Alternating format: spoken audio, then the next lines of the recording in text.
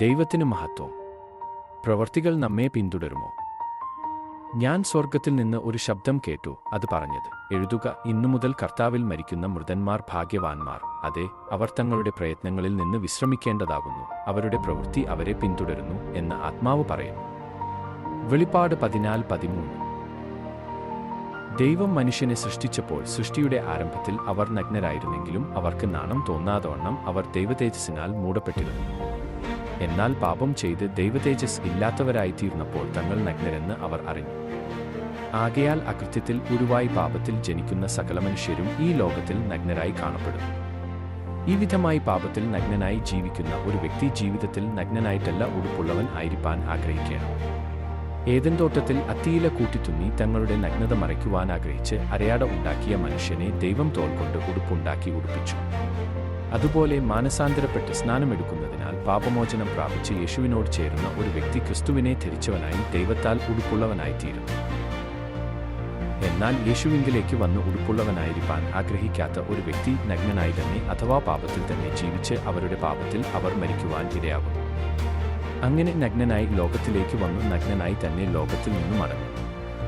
അകൃത്യത്തിൽ ഉരുവായി പാപത്തിൽ ജനിച്ച മനുഷ്യൻ അതിക്രമങ്ങളിലും പാപങ്ങളിലും ജീവിച്ച് പാപത്തിൽ മരിച്ചവനായിത്തീരുമ്പോൾ അവർ നഗ്നരായി മടങ്ങുക മാത്രമല്ല, തങ്ങളുടെ പ്രയത്നഫലമായി അവർ കയ്യിൽ ഒന്നും കൊണ്ടുപോകുന്നില്ല. ജീവിതകാലം മുഴുവനും ഉള്ള പ്രയത്നങ്ങൾ വൃഥാവായിട്ട് ദൈവമുമ്പാകെ പ്രതിഫലയോഗ്യമായത് ഒന്നും കൊണ്ടുപോകുവാൻ അവർക്ക് കഴിയാതെ വരും. പട്ടണത്തിലേക്കുള്ള ദൈവത്തിങ്കിലേക്കുള്ള വഴിയാകുന്ന യേശുവിനെ അറിയാതെ ജീവിച്ചതിനാൽ അവർ തങ്ങളുടെ വ്യർത്ഥമായ പ്രയത്നങ്ങളിൽ ക്ഷീണിച്ചു പോകും. മാത്രമല്ല, അതിക്രമങ്ങളാലും പാപങ്ങളാലും മരിച്ചവരായ അവർ കാലാവസാനത്തിലെ വെള്ളസിംഹാസന ന്യായവിധിയിങ്കൽ മരിച്ചവരായി കൊണ്ടുവരപ്പെടും. ജീവപുസ്തകത്തിൽ അവരുടെ പേര് ഇല്ലാത്തതിനാൽ പുസ്തകങ്ങളിൽ എഴുതിയിരിക്കുന്നതിനേറ്റവണ്ണം അവരുടെ തെറ്റായ നിഷ്ഫല പ്രവൃത്തികൾക്കൊടുത്ത ന്യായവിധി ഉണ്ടായിട്ട് അവരെ തീപ്പൊയ്ക്കയായ രണ്ടാം മരണമെന്ന നരകത്തിലേക്ക് തള്ളിയിടുന്നു. എന്നാൽ കർത്താവിൽ മരിക്കുന്ന ഒരു വ്യക്തിക്ക് അവൻ ഭാഗ്യവാനാണ് എന്ന് പറയത്തക്കവണ്ണം അവരുടെ പ്രതിഫലയോഗ്യമായ നല്ല പ്രവൃത്തികൾ അവരെ പിന്തുടരുന്നു.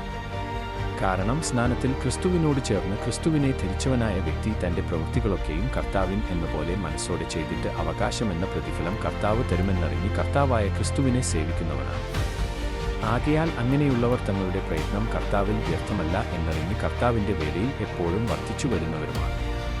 അതുകൊണ്ട് ആദ്യത്തെ കൂട്ടർക്ക് അവരുടെ തെറ്റായ നിഷ്ഫല പ്രവൃത്തികൾക്കൊടുത്ത ന്യായവിധി ഉണ്ടായപ്പോൾ ഇക്കൂട്ടർക്ക് അവരവരുടെ സൽപ്രവൃത്തികൾക്കു തക്കവണ്ണം പ്രതിഫലം ലഭിക്കുവാൻ ഇടയാകും. ഇനിയും യേശുവിനെ ധരിച്ചവരായി ഉടുപ്പുള്ളവരായവരെ നാം സൂക്ഷ്മമായി പഠിക്കുമ്പോൾ അവിടെയും ഒരു വേർതിരിവ് കാണാം. ഒരു കൂട്ടർ യേശുവിന്റെ അടുക്കൽ വന്ന് യേശുവിന്റെ വചനങ്ങളെ കേട്ടു ചെയ്യുന്നവർ. മറ്റൊരു കൂട്ടർ യേശുവിന്റെ അടുക്കൽ വന്ന് തന്റെ വചനങ്ങളെ കേൾക്കുന്നവരെങ്കിലും ആ വചനങ്ങൾ കേട്ടോണം ചെയ്യാത്തവർ. ദൈവത്തിന്റെ ജനമായി അവർ ദൈവസന്നിധിയിൽ കൂടി വന്നിട്ട് ദൈവവചനം കേൾക്കുന്നവരെങ്കിലും അവർ അവയെ ചെയ്യുന്നില്ല. അവർ വായ്കൊണ്ട് വളരെ സ്നേഹം കാണിക്കുന്നവരെങ്കിലും അവരുടെ ഹൃദയം ദുരാഗ്രഹത്തെ പിന്തുടരുന്നു. അവർ അധരം കൊണ്ട് ബഹുമാനിക്കുന്നവരെങ്കിലും തങ്ങളുടെ ഹൃദയത്തെ ദൂരത്ത് അകറ്റിവച്ചിരിക്കുന്നു. കാരണം അവരെ പഠിപ്പിക്കുന്ന പാഠമാക്കിയ അഥവാ പരിചയിച്ചു പഴകിയ തങ്ങളുടെ പാരമ്പര്യമായ മാനുഷിക കൽപ്പനകളെയാണ് അവർ അനുസരിക്കുന്നത്. യേശുവിന്റെ വചനങ്ങളാകുന്ന ഉപദേശങ്ങളെ ഹൃദയപൂർവ്വം അവർ അനുസരിക്കുന്നില്ല. ചുരുക്കത്തിൽ ദൈവവചനം അനുസരിക്കുന്നവരും അനുസരിക്കാത്തവരും എന്നിങ്ങനെ രണ്ടായി തിരിയുന്നു. ദൈവത്തെ സേവിക്കുന്നവരും സേവിക്കാത്തവരും തമ്മിലുള്ള വ്യത്യാസം വീണ്ടും കാണത്തക്കവണ്ണം നല്ല ഇടയനാകുന്ന നമ്മുടെ യേശു തന്റെ തേജസ്സിന്റെ സിംഹാസനത്തിൽ ഇരിക്കുമ്പോൾ ഇവർ രണ്ട് വ്യത്യസ്ത കൂട്ടരായി വെളിപ്പെടുന്നു.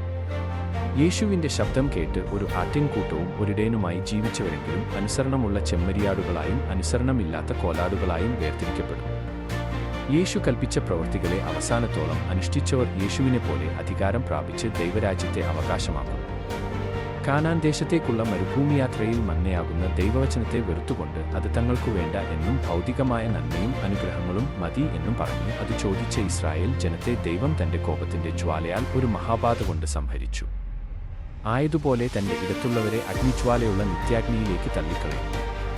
മനസ്സുവെച്ച് കേട്ട് അനുസരിക്കുന്നുവെങ്കിൽ ദൈവരാജ്യത്തിന്റെ നന്മ അനുഭവിക്കാം. മറുത്തു മത്സരിക്കുന്നു എങ്കിലോ വചനമാകുന്ന വാളിനിരയായി നരകത്തിലേക്ക് നിത്യനാശത്തിലേക്ക് പോകുവാൻ ഇടയാകുന്നു. തുടർന്ന് യേശുവിന്റെ വചനങ്ങളെ കേട്ടനുസരിച്ച് ദൈവരാജ്യം അവകാശമാക്കുന്ന മുകളിൽ പറയപ്പെട്ട ആദ്യത്തെ കൂട്ടരെ നാം നോക്കിയാൽ അവരിലും രണ്ട് വ്യത്യസ്ത അനുഭവം കാണാം. 1 കൊരിന്ത്യർ 3-ാം അധ്യായം നാം ശ്രദ്ധിക്കുമ്പോൾ യേശുവിന്റെ വചനം കേട്ടു ചെയ്യുന്നവരായി പാറമേൽ പണിയുന്ന ബുദ്ധിയുള്ളവരെ, ക്രിസ്തുവാകുന്ന അടിസ്ഥാനത്തിന്മേൽ മാത്രം പണിയുന്നവരെ കാണാം. അവരിൽ ചിലർ പൊന്ന്, വെള്ളി, വിലയേറിയ കല്ല് എന്നിങ്ങനെ വിശേഷതയുള്ളതും നിലനിൽക്കുന്നതുമായ വസ്തുക്കൾ കൊണ്ട് പണിയുമ്പോൾ മറ്റു ചിലർ അതേ അടിസ്ഥാനത്തിന്മേൽ വില കുറഞ്ഞതും നശിക്കുന്നതുമായ മരം, പുല്ല്, വൈക്കോൽ എന്നീ വസ്തുക്കളെ കൊണ്ട് പണിയും. ക്രിസ്തീയ ജീവിതത്തെ നാം ശ്രദ്ധിച്ചാൽ ദൈവം നമ്മെ വിലയേറിയവരായി സ്നേഹിച്ചിരിക്കയാൽ നമുക്കൊരു വിലയേറിയ വീണ്ടെടുപ്പ് നൽകുവാനായി യേശുവിൻ്റെ വിലയേറിയ രക്തത്താൽ വീണ്ടെടുക്കുന്നു. നമ്മുടെ ജീവിതകാലം മുഴുവൻ നാം വിലയേറിയവരായി ജീവിപ്പാൻ ആഗ്രഹിക്കുന്ന ദൈവം നമ്മിലെ വിലയേറിയ ഫലത്തിനായി കാത്തിരുന്നിട്ട് നമ്മുടെ മരണം തനിക്ക് വിലയേറിയതായിത്തീരുന്നു. നാം ആവിധമായി വിശേഷിക്കപ്പെട്ടവരും വിലയേറിയവരുമാകുവാനായി യേശുക്രിസ്തുവാകുന്ന ശോധന ചെയ്ത കല്ലും വിലയേറിയ മൂലക്കല്ലുമായി ഒരു അടിസ്ഥാനക്കല്ല് ദൈവം നമുക്ക് നൽകിയിരിക്കുന്നു. യേശുവിൽ വിശ്വസിച്ചവരായ നാം ഓടിപ്പോകാതെ സ്ഥിരതയോടെ നിൽപ്പാനായി വിലയേറിയ വിശ്വാസം നൽകിയ ദൈവം ദിവ്യമായ അനുഭവങ്ങൾക്ക് കൂട്ടാളികളായി തീരുവാൻ വേണ്ടി വിലയേറിയതും അതിമഹത്വമായ വാഗ്ദത്തങ്ങളും നമുക്ക് നൽകിയിരിക്കുന്നു. അതിനേറ്റതായ ഒരു ശ്രേഷ്ഠവും ഉത്കൃഷ്ടവുമായ ജീവിതം നമ്മിൽ ഉണ്ടാകേണ്ടിയിരിക്കുന്നു. മാത്രമല്ല, നാം പൊന്നുപോലെ വിലയേറിയവരാകുവാൻ വിലയേറിയ വിശ്വാസത്തിന്റെ പരിശോധനയും നമുക്ക് നൽകിയിരിക്കുന്നു. അതിനാൽ നാം കൊള്ളാകുന്നവരായി, ദൈവത്തെ സ്നേഹിച്ചു തന്റെ കൽപ്പനകളെ അനുസരിക്കുന്നവരായി ജീവകിരീടം പ്രാപിപ്പാൻ ഇടയാകും.